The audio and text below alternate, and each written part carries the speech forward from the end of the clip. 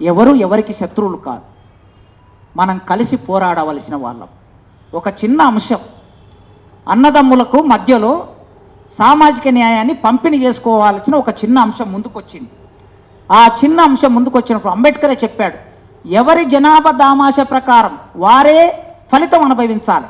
ఏ ఒక్క కులమైనా సరే వారి కులానికి ఎక్కువగా ఫలితాలు అనుభవించడం సామాజిక న్యాయం కాదని అంబేద్కర్ 1947లోనే ప్రకటించాడు. దాని ప్రకారం వర్గీకరణ జరుగుతున్నది గనక ఇప్పటి వరకు మనం ఈ విషయంలో 30 ఏళ్ళు మన సమయం కోల్పోయాం. 2 జనరేషన్స్ పోయాయి.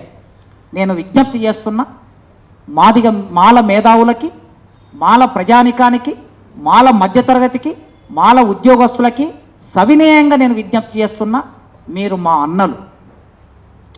అన్నలు, మా కన్నీళ్ళని, మా నెత్తుర్ని, మా బాధల్ని, మా ఆరాటాల్ని, మా పోరాటాల్ని అర్థం చేసుకున్న మా అన్నలు.